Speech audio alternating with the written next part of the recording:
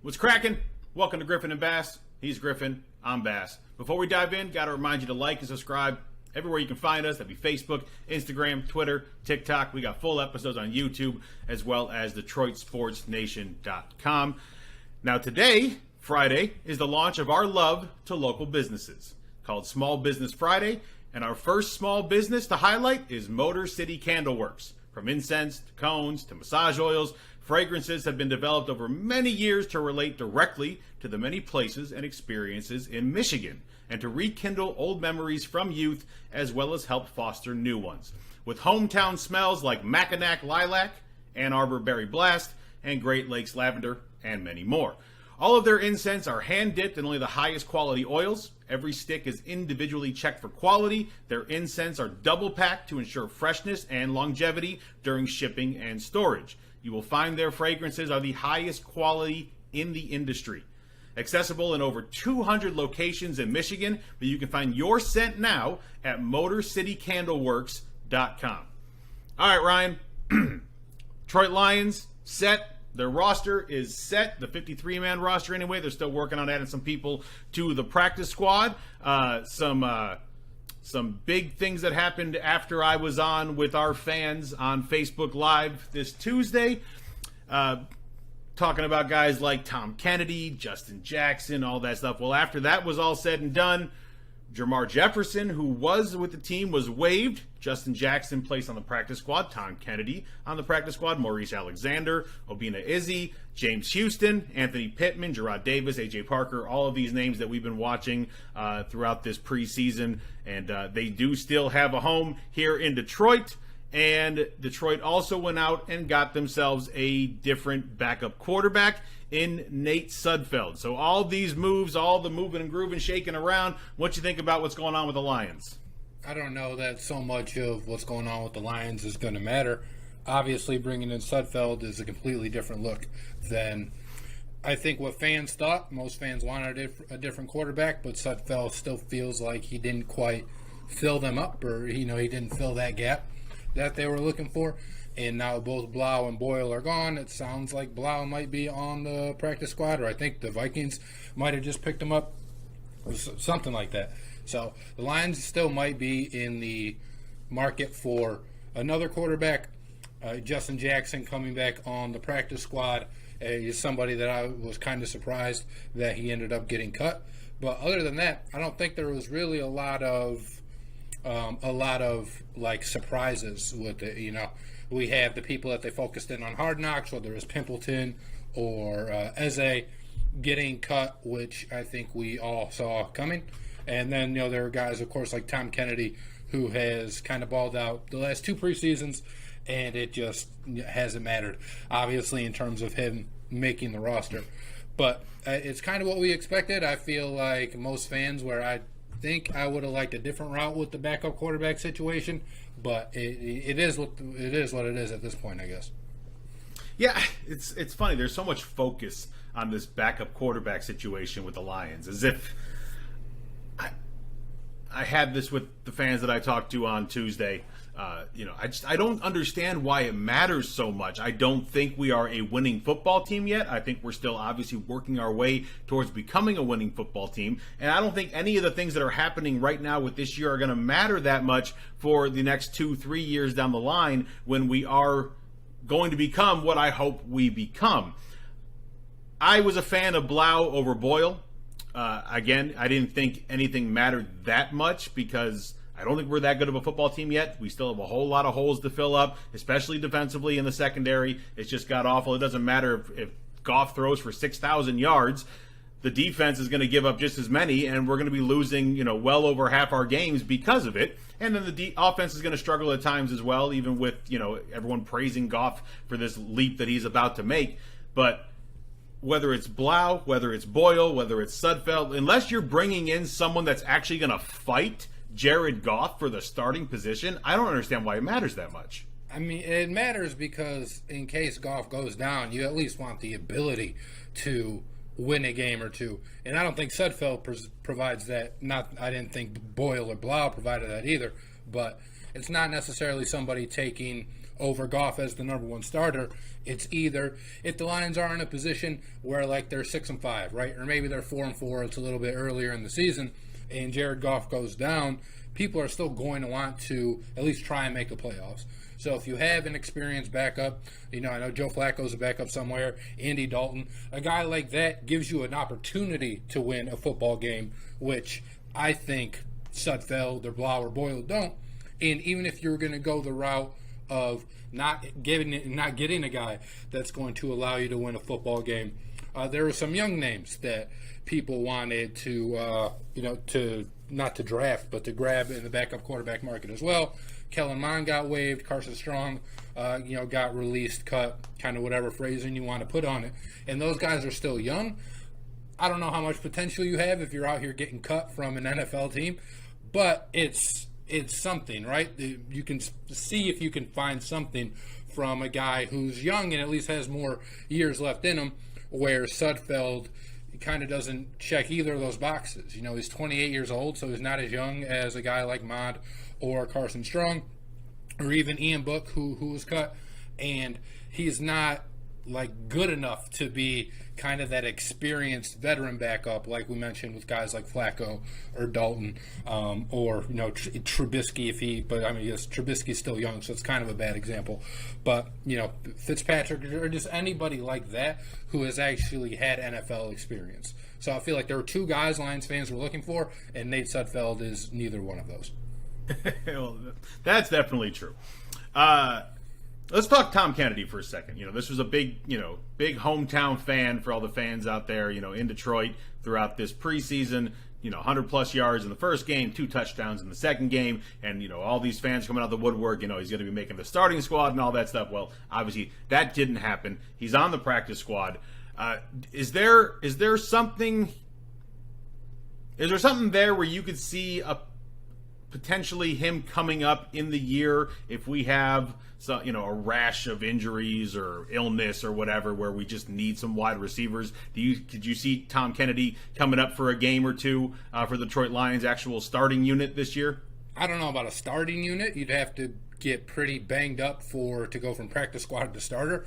But he could certainly get called up a week, even if he just keeps performing on the practice squad, because guys are going to get hurt, and you're always going to need some bodies.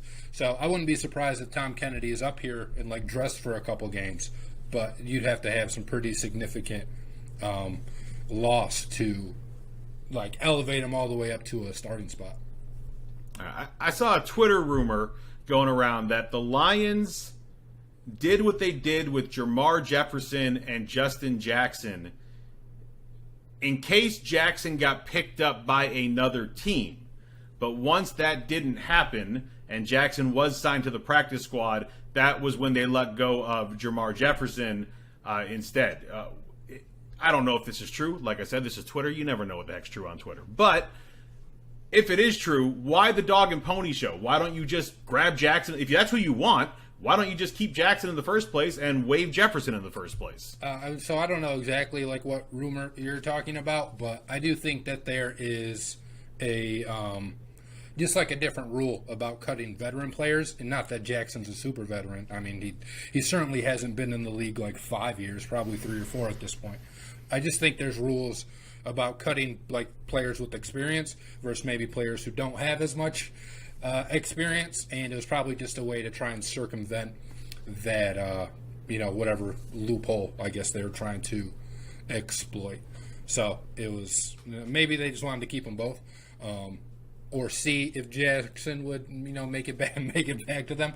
I'm not really sure, but I don't know. They got the guy I wanted, so I guess sort of. He's not on the 53 man, but yeah, right. I am surprised though. I'm surprised that he wasn't picked up. I'm surprised that there wasn't a team out there that would grab Jackson. I just am I missing something? He looks like he has all the tools to be an NFL running back. We saw it in with the Chargers, and I saw it in the preseason. I don't understand what he's missing that wouldn't have him locked up with an NFL team and being their number 2. I just think running backs are a dime a dozen in the NFL. And I think Jackson's a decent enough player We saw it. We went over his stats 2 shows ago, I think, on just kind of like his career stats, and they seem pretty good. But he's probably again just a dime a dozen, and maybe teams like other guys better. They have guys that are more familiar with their system. Like I wouldn't really have been surprised if Justin Jackson went back to the Chargers, right? If the Chargers gave him a call and were like, hey, you already know our offense, so it'll be a little bit more seamless for you than it will for X, Y, and Z guy. But I think that's probably it, because I don't know that he's like so much of just like a jerk or an a-hole that these teams don't want him. So yeah, I couldn't really give you an answer. I just think it's a position that is fairly loaded in the NFL, especially when you're looking at guys who aren't the top tier, right? There's not a whole lot of Dalvin Cooks, but there's a whole lot of Justin Jacksons, it seems. All right, let's get to Hard Knocks real quick. This Hard Knocks felt different. I don't know what maybe it's just because, look, we always know what happened before we watch Hard Knocks. If you're paying attention to the season, obviously, you know what happens in the games, the preseason games, but it's kind of exciting to watch it kind of get recapped, even though we know what's happening. This one felt different because of the cuts, because we knew who was being cut. So when they're showing, Khalil Pimpleton, and, he's doing the juggling stuff, and he's talking about how much it would mean to make the 53-man roster and how disappointed in himself he was for not catching that pass by Blau right there at the, the front of the end zone. Seeing it with when they're talking about, Craig Reynolds, and we know that he wasn't cut, and they're talking about, Deuce talking about, you might have a few linemen coming by knocking on the door if we cut him. It felt different with this one because of the cuts. And because we knew who was still going to be here and who wasn't at this point. Yeah, and, we also got a little bit of focus on Jared Goff. He ended up being, engaged, so they focused on that part a little bit when he was talking with the kids. We got to see Ben Johnson for, I'm pretty sure, the first time all-series Lions offensive coordinator. And I like those parts of it. You're right. The cuts part is a little bit anticlimactic because we're paying so close attention to it.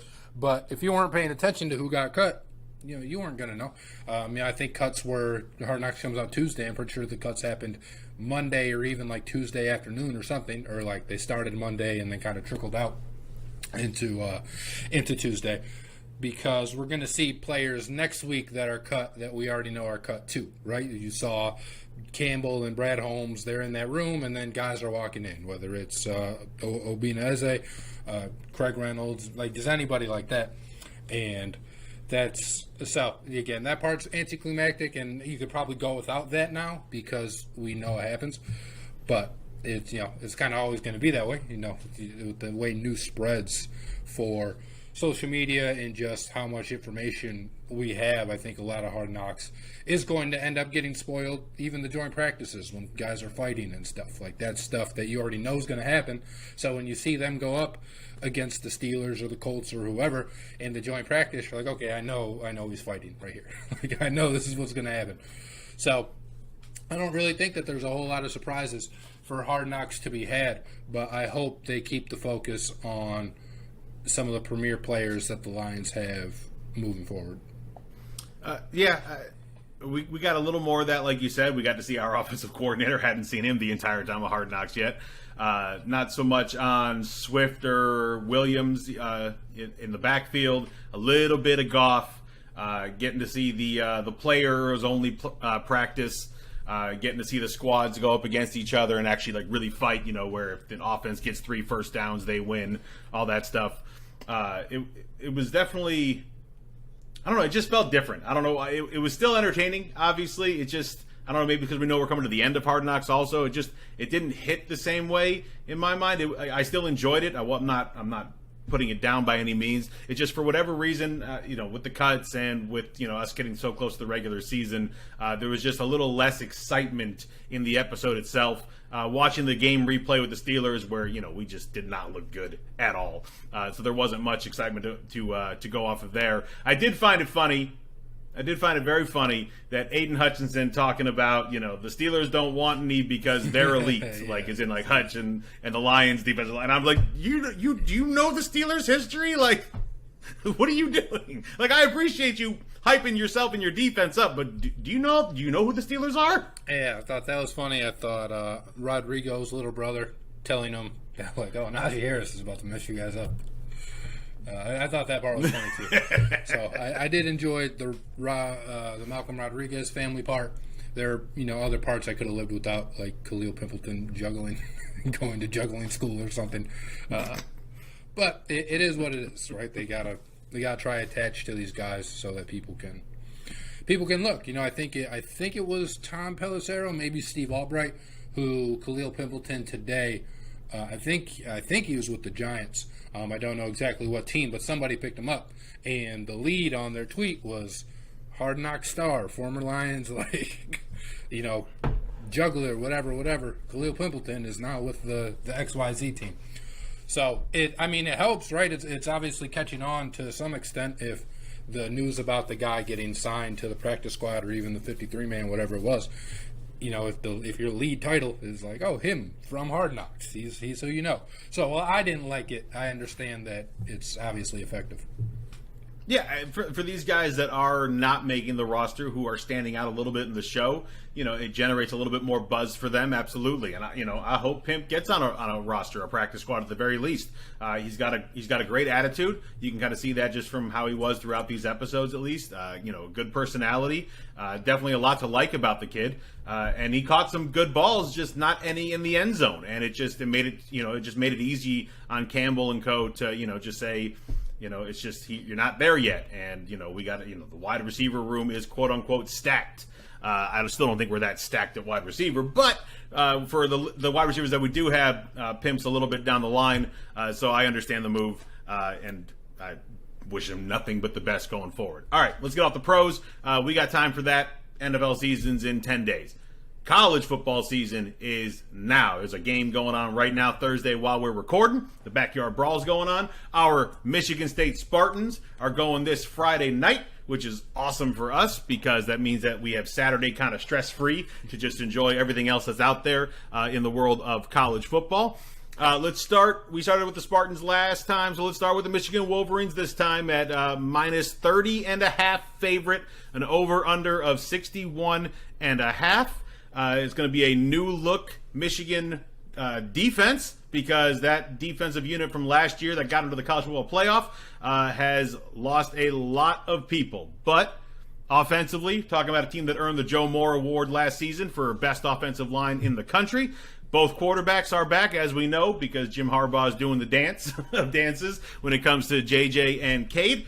You still have Ronnie Bell and Andrell Anthony, and you still got Blake Corum and Donovan Edwards out of the backfield. So I feel like the Colorado State Rams are in a whole mess of trouble, Ryan. I don't think Michigan's in any danger of losing this game. So the question now becomes, do the Wolverines cover this ginormous spread of over 30 points? I think they will cover. Michigan's replacing both their offensive and defensive coordinator, and I think they're going to come out and give Cade a shot, at least early, to move the ball on offense through the air and kind of pick apart Colorado State's defense like that. And if for whatever reason that's not working, Colorado State last year gave up just about 167 rushing yards a game, and Michigan with Blake Corum and with Donovan Edwards are certainly, okay to just take what Colorado State gives them in the run game.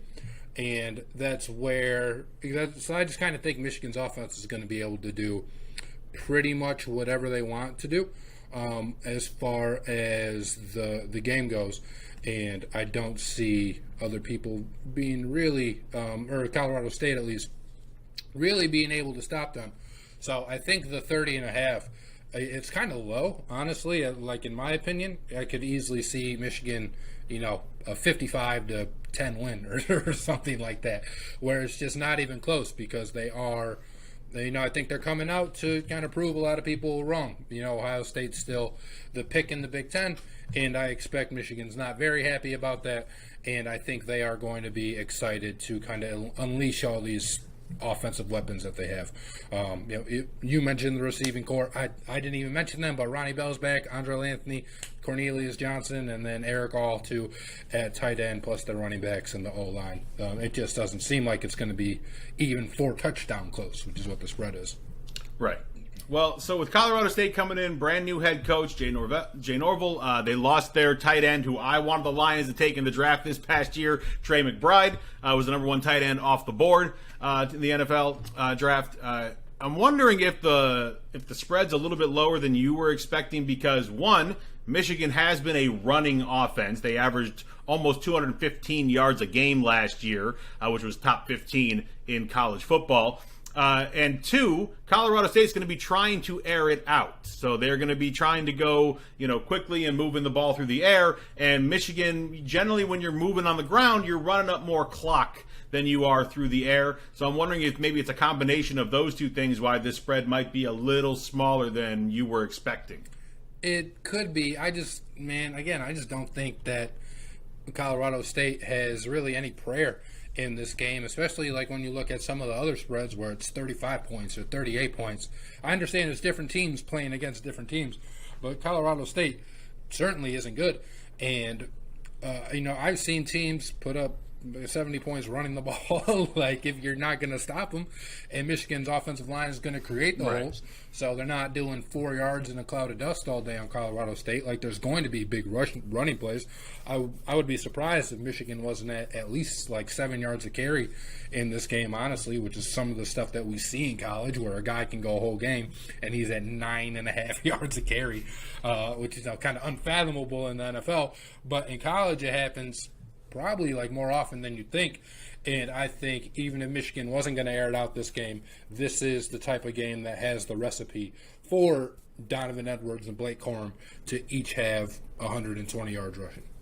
Well, it definitely should be interesting. Whole new squad over there at Colorado State. Last year with Nevada, led by Carson Strong, who, threw for all sorts of yards, absolutely ridiculous number of yardage. His backup, Clay Millen, is who came over with Jay Norville over to Colorado State. Didn't play much, so it's going to be a whole new ball game for him.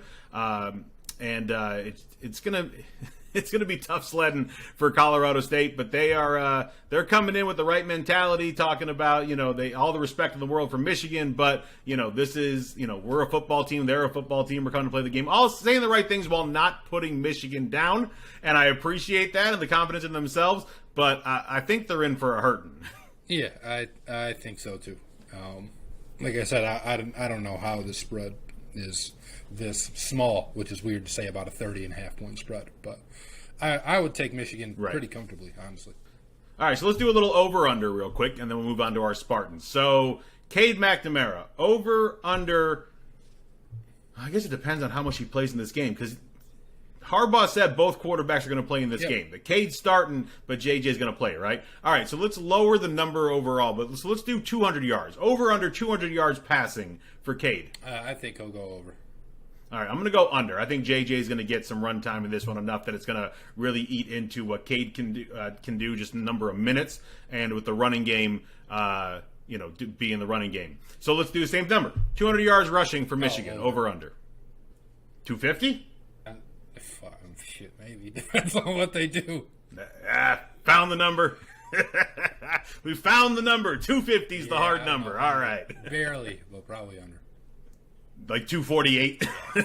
Over 248, under 250. All right.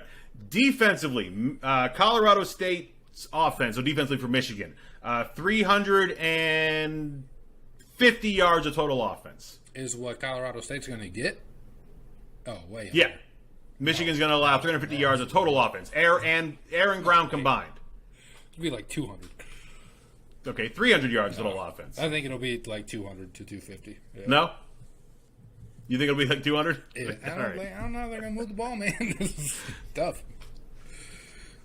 I mean, that Michigan defense lost a whole lot of people. All right, but it's still Colorado State. I know they got a great recruiting class. They always do. But I know. Hey, it's supposed to be an air raid offense, so we'll see. All right. So that's your Saturday game. Friday, so while you're watching this, today for you guys, tomorrow for us while we're recording it. Kickoff is at 7 p.m. Eastern in East Lansing. Caesars Sportsbook has the Spartans at a 22.5 point favorite with the over-under of 54.5. And just for those that care, Michigan State was pretty good against the spread last year. 9-3-1 against the spread. Obviously 11-2 overall record. They own a 12-game winning streak over Western Michigan. The last time that they lost to Western Michigan was 1919, so it's been a while. And Western Michigan is 0-15 against top 25 teams since the turn of the century. Defensively, our Spartans led the Big Ten with 38 sacks. And also, when it came to trying to carry and run the ball on the Spartans, not very good. 3.4 yards per carry, only 9 rushing touchdowns allowed. And Western Michigan, they lost their quarterback, Caleb Eleby, and their starter receiver, Sky Moore. So you've got, you got to replace a whole bunch of yards from both those guys against a defense that is just waiting to pin their ears back and come get you. Yeah, and I mean, they're starting a redshirt freshman in this game, which I think right there kind of makes it a non-starter for me. And Michigan State, I think similar to Michigan, they want to come out and prove something. There's obviously a lot of talk about losing Kenneth Walker, bring in Jarek Broussard, Jalen Berger, and bring back Jaden Reed. They also got Trey Mosley. And they got a tight end there excited about from Illinois. Daniel Barker is, I think, his name. So I think Michigan State's going to come out and want to put the beat down on Western. Peyton Thorne might want to show out in front of his father a little bit. And I think just having the home night game opener, you don't want that to be boring. You know what I mean? They want to come out and give the fans something to be excited about, put a little pizzazz on the win. I think they will, and I think it will end up. I think they'll end up covering the 22.5. It was at 21.5, and so it's going up, ever so slightly. But I think they'll end up covering, and I can see, a 45-17 game or something. Maybe in 45-7 if the defense comes. Yeah. So Western Michigan. True. That's Western Michigan, they're only returning 2 starters from their offensive line from last year. So you got a whole new line coming in, basically, and a Michigan defense that apparently, according to Michigan State defense, according to Tuck, is focusing on putting pressure on the quarterback, which will take pressure off of their secondary, which obviously needed a lot of work. They were the worst in all of football last year. So between those two, it doesn't look good for Western Michigan. So are you, with all that information, are you picking the Spartans to cover that 22.5 point spread? Yeah. I think that the defensive front seven, we've talked about it seems like 4 shows in a row now. I think the defensive front seven is going to be pretty good. And cautiously optimistic about the secondary. You have Amir Speed. You have Ronald Williams, who played well at the end of last year. He started off rough. And then you have Xavier Henderson coming back. So that's 3 of your kind of 4 back guys at least. And the linebackers couldn't cover at all last year. And this year, that's probably still a bit of an issue. But you bring in guys like Winman and Brule, who should help you, at least in that category. So I'm a little bit more optimistic about the pass defense than I think some are, but I'm really confident that the front seven will do what they need to do against Western Michigan to make this a true blowout. All right. So yes, like you mentioned, Peyton Thorne hoping to have a big game as he's going not against his dad Jeff, who's obviously the offensive coordinator for Western Michigan, so he's not going to be facing off against him, but he wants the ball out in front of his dad, obviously. So over under 275 yards. I'll go under. 275 is a hard number to hit in college. Okay. Over under 2.5 touchdowns for Peyton. I'll go over 2 touchdowns. I think Reed might have 3 himself. Honestly. Well, so that's where you get the passing versus the rushing. So on the rushing side of the ball, over under 170 yards rushing for Michigan State. I'll go under 170. Okay, and same question for touchdowns, 2.5. Over under. I'll go over. We sharing the wealth, or is one of these running backs the guy that's going to be putting it in the end zone each time? between Broussard and I Berger. think they'll share the wealth. I wouldn't even be surprised if like Elijah Collins got a rushing touchdown in there, Jaden Reed jet sweep or something like that, Peyton Thorne running it in. So yeah, I don't think that all the running backs will get one, but I think just between the options that they have, there will be 3 rushing touchdowns. All right, I think Peyton's going to get over 275 yards. I don't know about the touchdowns. I think the Spartans over 175 for rushing. So I'm gonna go over for both of those as well, and I think over for 2.5 rushing touchdowns. I think 2 passing touchdowns for Peyton Thorne in this one. I'm gonna say under the 2.5 for the passing touchdowns for him. The Spartans should cover. They should. But if they win 31-10, that's not a cover. No, it's a little bit disappointing. It's a win. It's a comfortable win. Honestly. It's. I mean, you want 45 points at least for the Spartan offense, man, and unless under 17 for the defense allowed. Nothing at half, and they just like whatever in the second half, and they're like, let's just run. Mm-hmm. Then I guess whatever, but like you can't be out here up 17-7 going into the fourth quarter and then pouring on 2 touchdowns or something. Like that would be disappointing. Done it before. That's what I'm saying. Speaking from experience. You're right. All right, fine. I'll drink the green Kool-Aid with you and have all the faith in Peyton to really he had a good year last year, and he's gonna step it up even more this year. So I'll pick the Spartans to cover the 22.5 as well. All right, let's get to the top 10. And then we got to dip up out of here because we got some fantasy football to get to ourselves. So number 10, Baylor, is hosting Albany. And they, this should be no problem for the Baylor Bears, finishing last year, won the Big 12, 12-2. Anything even worth talking about? You think they have any kind of problem with the Great Danes of Albany who went 2-9 last season? No, I don't think so. I don't know what the number is, but I bet it's very big. Yeah, they're not even showing it. I would expect a 30-point victory at least for Baylor. University of Texas El Paso at number 9, Oklahoma. Spread is 31.5 points, obviously in favor of Oklahoma. The Brent Venables era is beginning, and they bringing in also a Dylan Gabriel from UCF, along with the offensive coordinator from UCF. 31.5 points against UTEP. What'd you think? I don't know. Like, traditionally, this is just like a game where Oklahoma blows the doors off them. But Oklahoma also has those games where you're like, what the hell's going on? And they play it closer than they should. And I think that'll happen with UTEP. I don't know why. I think there would just be a little bit of kinks in the Oklahoma offense and defense early. So you're picking the Miners to cover the 31.5. All right, I got Oklahoma covering on that one. All right, this one is the one I want to watch this Saturday night. Number 7, Utah, a 3-point favorite at Florida.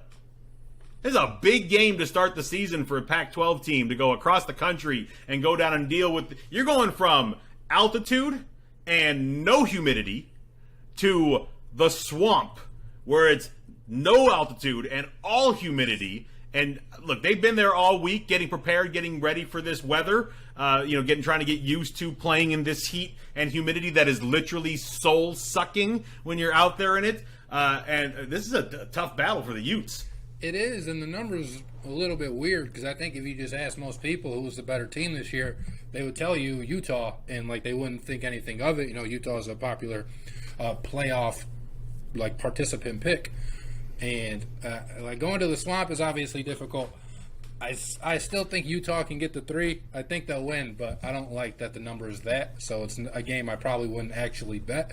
And the Gators have Anthony Richardson at quarterback, who is sort of like a dark horse first-round pick in the upcoming draft.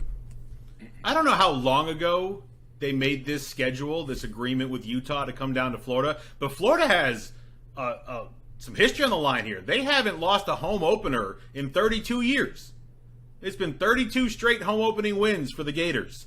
And you're putting that on the line now with a good Utes team coming in. And it's going to be tough. I think I'm going to pick Florida to cover. I don't know, but they might even get the flat-out upset. But this should be a good game. I'm looking forward to watching that one between the Utes and the Gators. All right. Number 6, Texas A&M hosting Sam Houston State. Another one of these I think is going to be, a 4-touchdown beatdown.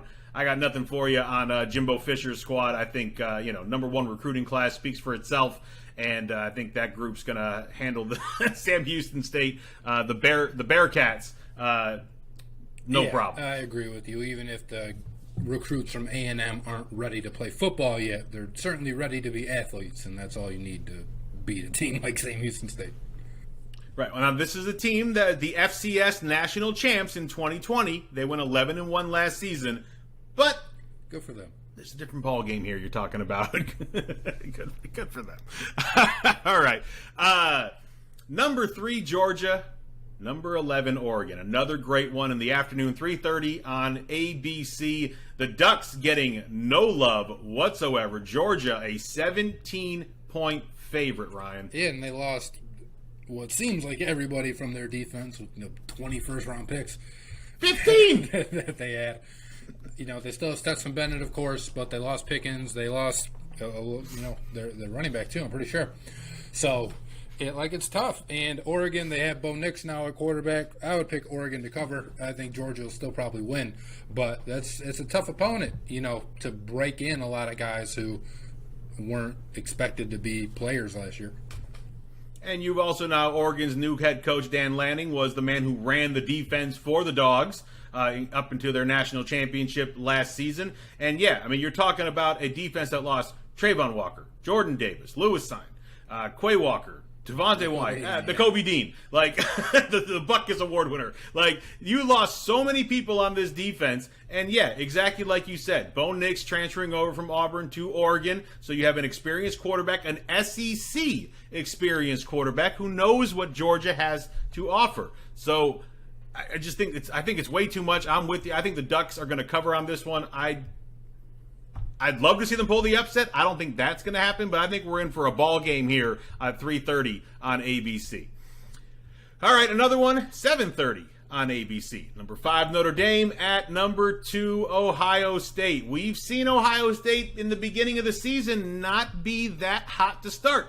Oregon, the team we just talked about, going into the horseshoe and taking care of business against Ohio State a year before. So can Notre Dame pull this upset? Ohio State is another disrespect. 17.5-point favorite, the Buckeyes are.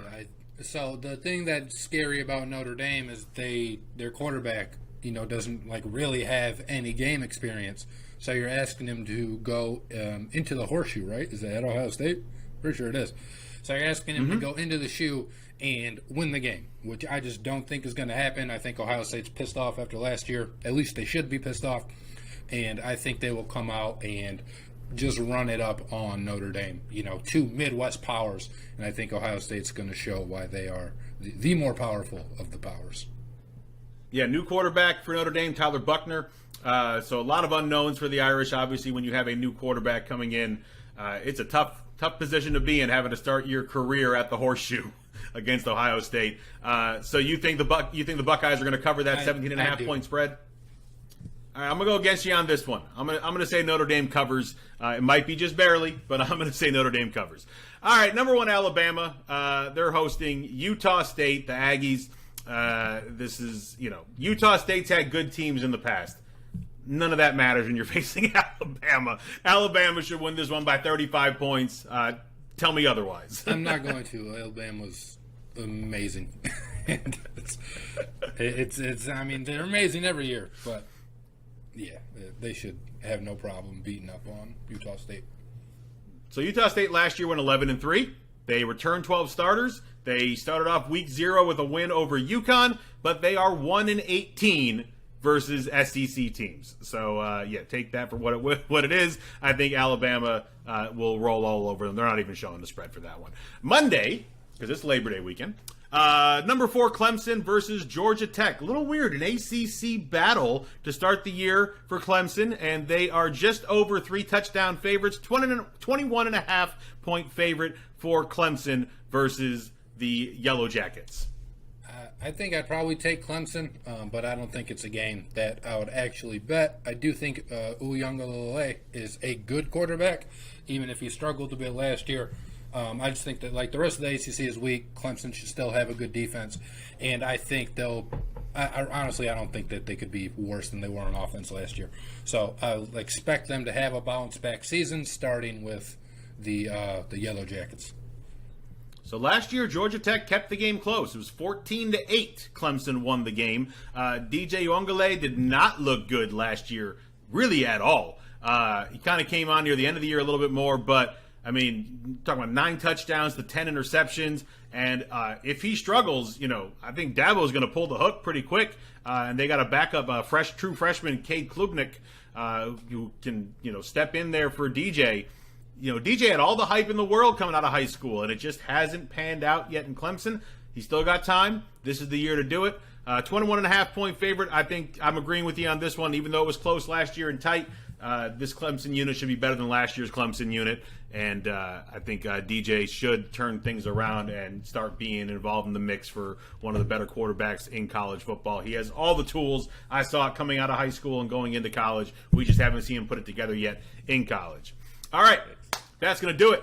We out of here. Thank you for kicking it with us on Griffin and Bass. For Ryan Griffin, I'm Matt Bassin. As always, Wu-Tang's for the children. We'll see y'all after the weekend. Go green. Boy. And for those of you out there that are with them, go blue. Peace. Hell no. Hey, Ryan Griffin here. Thank you so much for watching today's episode of Griffin and Bass. Be sure to give us your thoughts in the comments below. Remember to click the bell to receive the latest notifications from DSN and subscribe for breaking news, community blogs, polls, contests, and other content.